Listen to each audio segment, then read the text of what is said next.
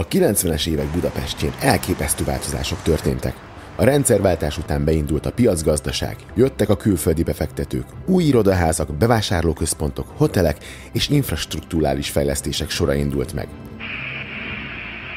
Ma még ilyen az Asztóriával szembeni üres telek, de másfél év múlva már ilyen lesz. Vajon Budapest jelenlegi arculata mennyit köszönhet a 90-es éveknek? Mik azok a gigaberuházások, amik most is meghatározzák mindennapjainkat, meghatározzák a városképet? Sziasztok! Gyertek velem a 90 lesz városnéző túrájára!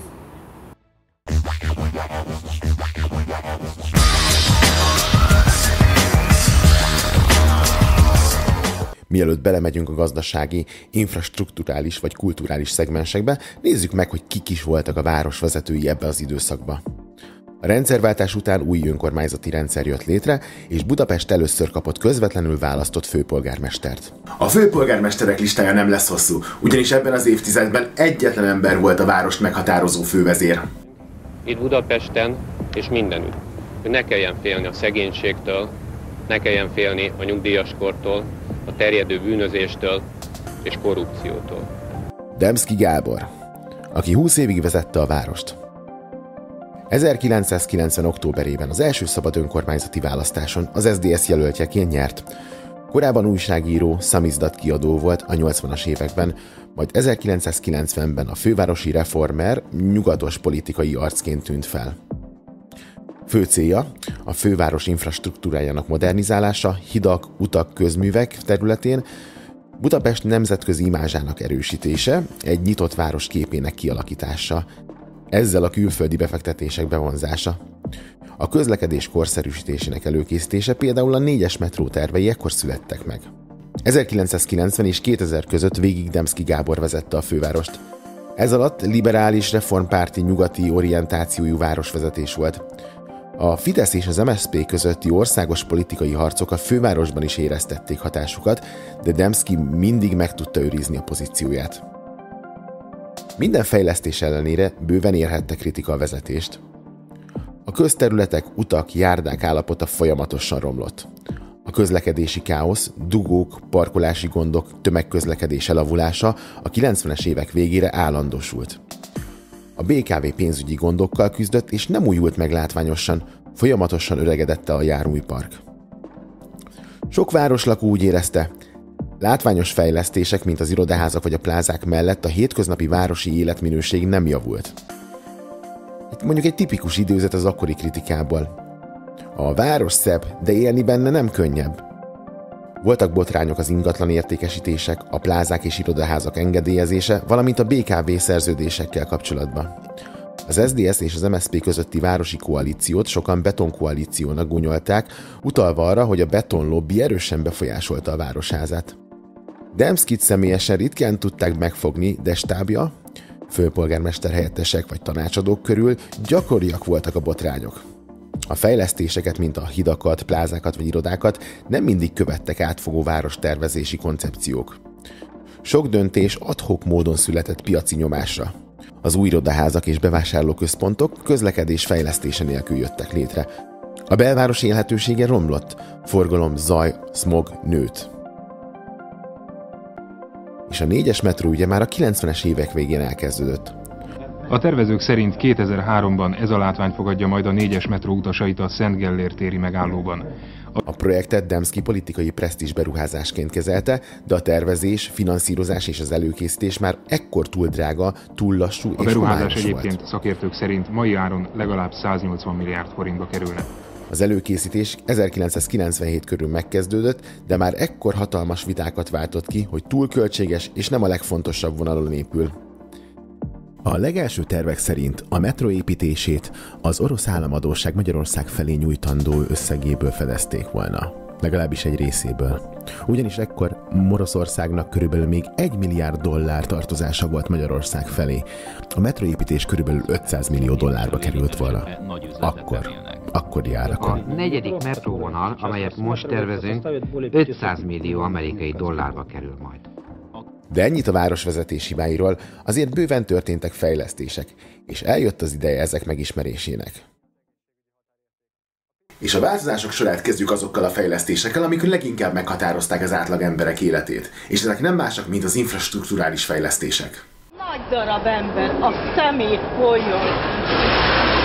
Magyar hely büszkesége. Rögtön induljunk is az évtized kezdetén, 1990-ben a 3-as metró utolsó szakaszának, az északi, újpesti szakaszának átadásával. Nagyon sokáig ez volt az utolsó metró átadás Magyarországon. Elkészült a Hungária körút több szakasza is, ami később az M0-ás városi összeköttetésének az alapja lett. A főváros vezetői hosszú távon több villamost és trollit szeretnének Budapest utcáin látni, és kevesebb és a már M0-ás? Az eredeti tervekhez képest 5 hónappal korábban, már 1994 áprilisában átadják az M0-ás körgyűrű 6-os út és M1-es autópálya közötti szakaszát. 90-es évekig nem volt elkerülő gyűrű Budapest körül. A déli szektor az M1-es és M5-ös autópálya között megépült, ez volt az első valódi Budapest körüli elkerülő útszakasz. Ez hatalmas közlekedésszervezési előrelépés volt a főváros számára. A Hungária körút és az M0-ás projekthez kapcsolódóan még volt egy nagyon fontos építkezés. A Lágymányosi híd. 1992 és 95 között épült meg. Ez volt az első új Dunahíd Budapesten, a Megyeri híd előtt kulcsfontosságú kapcsolat a pesti Hungária körgyűrű és a budai oldal között. Ez volt az egyik első nagy közbeszerzési projekt a rendszerváltás után. Amikor 1995-ben megnyílt a budai oldalon, még alig volt ott bármi. Gyakorlatilag egy rozsdaövezet és feltöltött Dunaág. A híd viszont életet lehelt a környékbe. A 90-es évek végén kezdődött a Lágymányosi öböl, ma a Kopaszigát környéke, ennek a területnek a rehabilitációja. Az évtizedre a Ferihegy 2-es terminál bővítése is időszerűvé vált, így megépítésre került a 2B terminál. A bővítés után a repülőtér évente 5-6 millió utast fogadhat majd, a mostani 2 millió helyet. A 2B a 90-es évek végének csúcsterméke volt. Modern, üvegfalas nyugatias terminál, ami az addigra kissé retrós 2 ahhoz képest igazi Európai Unió előszobának számított. Magyarország még nem volt EU tag, de a terminál dizájnja már a nyugat-európai színvonalat célozta. A 2B volt az első magyar terminál, ahol digitális indulási kijelzők működtek CRT monitorokkal, még DOS alapú rendszerrel. A terminál légkondicionálását és világítását már egy PLC vezérlésű rendszer irányította, ez akkoriban technikai újdonság volt Magyarországon. A 2B közvetlenül a schengeni kompatibilis tervezés előfutára lett, így amikor 2008-ban Magyarország csatlakozott a schengeni övezethez, a 2B-t viszonylag könnyen lehetett átalakítani. De most a levegőből térjünk vissza a földre. Budapest külvárosi részei igazán csak ebben az időszakban kezdtek rendesen egybeolvadni a város belső kerületeivel. Kezdtek eltűnni a foghítelkek és mezők, amik korábban a Hungária körútvonalán voltak. Úgy gondolom, hogy ezek a vezérelvek közül egyik legfontosabb, hogy a város további térbeli kiterjedését megakadályozzuk. Budapestnek a beépített területének a városias maga rendkívül kicsi. Alulhasznosított területekkel tarkított a város. Korábban nagyiparterületek voltak, hasznosítatlan, alulhasznált területek, ezeknek az urbanizációról van szó. De ha már az infrastruktúra kiépült, és telkek is vannak az építkezésre, akkor miket is építsünk oda? A 90-es évek egyik kulcsszava. Irodafejlesztés. A korábbi szocialista épületek helyett megjelentek a nyugati típusú üveg-acél irodaházak. Ezek közül hadd emeljek ki néhány meghatározó jobban vagy rosszabbul sikerült projektet, ami volt, hogy beleillett a környezetbe, de sokszor égtelen sebet ejtett a meglévő városképen. Mondjuk egy jobban sikerült példa magyarosan a Bankcenter. A Szabadság téren az egyik első modern irodaház Budapesten kanadai-amerikai beruházás volt, szimbolikusan is a nyugati tőke megjelenése a városban. Finta József tervei alapján készült, ő nyilatkozta. Azokat az épületeket, és persze így elsősorban az enyémeket szeretem a legjobban, amelyeket óriásira felnövekvő tenyeremmel jóleső érzés lenne megsimogatni, megfogni, kézbe venni. A szabadságtéri házat sima gránit bőrével, részleteivel, üvegragyogásaival szívesen kézbe venném. De ott volt még például a West End Business Center, a Váci úton. Ez volt a Váci úti irodafolyósok kiépülésének kezdete. A 19. századtól kezdve a Váci út ipartelepek sokaságának adott otthont. Ugye az ezeket üzemeltető cégek a történelem során csődbe mentek, megszűntek, államosították őket, És ezen a rendszerváltás okozta privatizáció sem segített. Sőt, viszont a metró kiépült eddigre a vonalon, és a lakótelepeknek köszönhetően a lakosságszám is magas volt a környéken. Az üres és elhagyatott ipartelepek, illetve a megfelelő infrastruktúra kitűnő táptalajt adott először a raktárak megjelenésére, majd szépen folyamatosan az irodaházak kiépülésének. A 13. kerület vezetése tudatosan segítette a folyamatot, így ez a terület például nagyon sokat köszönhet a 90-es években megkezdődött folyamatoknak. De menjünk át egy picit a budai oldalra. Az Infopark a Kopaszi gát mellett. A Lágymányosi híd környékén nagy informatikai és egyetemi fejlesztési zóna, a BME és az ELTE új kampuszával összefonódva. Korábban Budapestre tervezett világkiállítás egyik helyszíne lett volna a terület, de miután az meghiúsult, újabb funkciót találtak ki neki. És mit reméltek a vállalkozástól? Íme egy idézet egy korabeli újságcikkből. Együttműködést, együttes gondolkodást jelentett az egyetemek és az informatikai vállalkozók közelsége, megteremtve az információ és a munkaerő és talán még a tőke szabadabb áramlását is a szférán belül, mert egy ilyen közegben talán jobban ki lehet használni azt az előnyt, hogy a régió országai közül hazánkban a legnagyobb az 1000 főre eső szoftveresek száma. De térjünk picit vissza a Váci útra, ugyanis ez a helyszín ad otthon az egyik legkapitalistább szimbólumnak. Itt jelent meg Magyarországon először a modern bevásárlóközpont, azaz pláza. És ez nem más, mint a Duna Pláza. A rendszerváltás utáni fogyasztói kultúra egyik leglátványosabb jele. A 90-es években a plázázás szó gyakorlatilag itt született. Sokan nem is vásárolni mentek, hanem csak nézelődni, sétálni, mozizni vagy enni egy hamburgert. A mozgó lépcső és az üvegezett lift még látványosságnak számított. Ez a fajta életérzés tiszta Amerika volt, új és izgalmas. Itt volt az egyik első multiplex mozi az országban, több terem, digitális hang, nagy vásznak. Az itt bemutatott filmek sokszor premier előtti vetítések voltak, és sokan először itt látták például a Titanicot, Jurassic Park 2-t, Men in Black-et, vagy a Matrixot. A Duna Pláza mozi előtt kígyózó sorokkal. A mozi és a pláza így egyfajta ifjúsági központ lett, tinédzserek, randizó párok, családok kedvenc helye, mindez a kor társadalmi változásainak szimbóluma volt. A szocialista áruházak világa után megjelent a szabad piac és a fogyasztói kultúra. Azt kívánom, hogy minél több olyan ember jelenjen meg itt, akinek pénze is van a vásárlásra.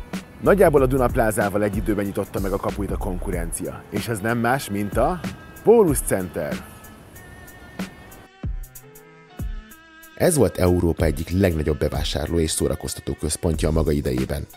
65 000 négyzetméter bérbeadható terület, ez kétszer akkora, mint a Duna Pláza. Volt itt jégpálya, ráadásul ez volt az első bevásárló központban működő jégpálya Kelet-Európában.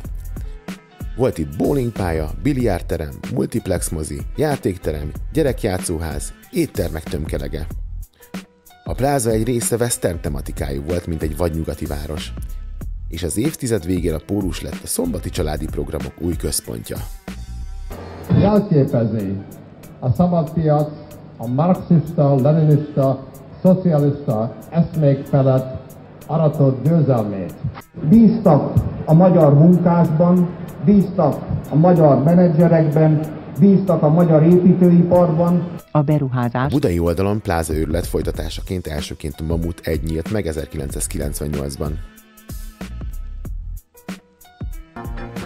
Hogy mit is jelent az örök tavasz? Újjászület. És a korszak záró nagy projektje. A 90-es évek végének gigantikus szimbóluma. 150 000 négyzetméter, hotel, mozi, park, irodák. A Western City Center nyugati pályaudvar mellett. De eddigre az emberek kezdték megszokni a pláza életérzést. Minden esetre most már a városképhez hozzátartozik az akkor indokolatlanul nagynak tűnő beruházás. Western City Center, az önök tavasz belvárosa. Kulturális területen is megpróbáltak az új idők szavára hallgatni. A Blaha Lujza téren lerombolt régi Nemzeti Színház helyett tervezett új épületének 1998-ban indult el a sokat vitatott előkészítése. Szintén ekkoriban történt meg a Millenáris Park elődjének, a Ganzgyár területének előkészítése. De a korszak egyik legkomolyabb beruházása, ami igen nagy hatással van most is ezen a téren, nem más, mint a BME és az ELTE új épületei, a Lágymányosi Kampusz.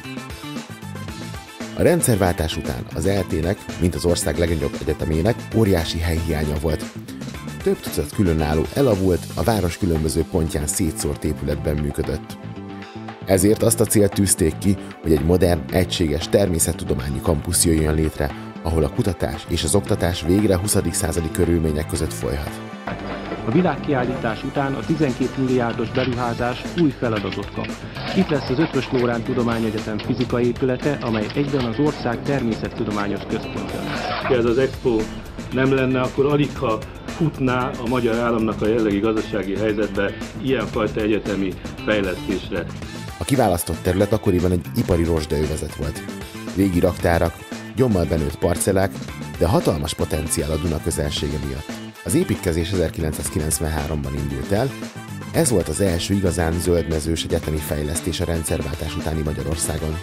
A beruházás a 90-es években folyamatos pénzügyi bizonytalanságban zajlott, az állam többször elhalasztotta a finanszírozást, ezért az építkezés szakaszosan haladt. Volt, hogy hónapokra leállt, mert elfogyott a pénz. Mégis sikerült befejezni. Részben külföldi, világbanki támogatásokkal, ami akkoriban szinte példátlan volt egy magyar egyetemi projektnél. Ez a vállalkozás egy olyan korszak szimbóluma, amikor a város és az ország újra megpróbált hinni a jövőben, a tudományban és a modernitásban. De a város mit sem ér a lakói nélkül. Végül, de nem utolsó sorban nézzük meg, milyen fejlődésen ment keresztül a lakhatás a korszakban. A panelkorszak után megjelentek az első modern lakóparkok. Például a Pók utcai lakópark, az első modern értelembe vett lakópark Magyarországon. Zárt, biztonságos, parkos környezet, garázsok, közösségi terek. Teljesen új életforma panelházas környezethez képest.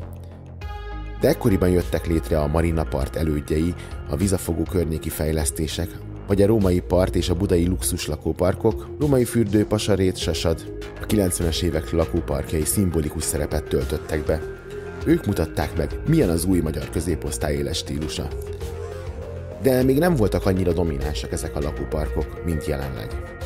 Az ősöreg társasházakon és a panelrengetegeken kívül alapvetően az elszórtan felépített társasházak és a gomba-mód szaporodó családi házak dominálták a városképet. A kertvárosok hatalmasat nőttek az évtizedben. Városban azért voltak még kevésbé látványos fejlesztések, de annál fontosabbak voltak, mint például a villamos hálózat fejlesztése, esetleg a telefonos vagy internethálózatoknak a kiépülése. A 90-es évek Budapestje a kapitalizmus építészeti szimbólumait húzta fel. Plázák, irodaházak, hidak, hotelek és egyetemek. Ezek alapozták meg a mai modern városképet. A rendszerváltás utáni gyors politikai és gazdasági átmenet határozta meg az egész évtizedet. Privatizáció, külföldi tőkebeáramlás, piaci alapú gazdaságra való átállás. Budapestet jelentős külföldi beruházások, magánbefektetések és EU-s, illetve nemzetközi támogatások érkezése jellemezte, de a források és szabályozás csak fokozatosan alakultak. Így sokszor megépülhettek a városképben nem illő képződmények. A város egyszerre modernizálódott és próbálta megőrizni történelmi karakterét. Kulturális intézmények, közlekedési fejlesztések és rehabilitációk sorozata indult el, hogy a város elnyerhesse azt a képét, amilyennek most ismerjük.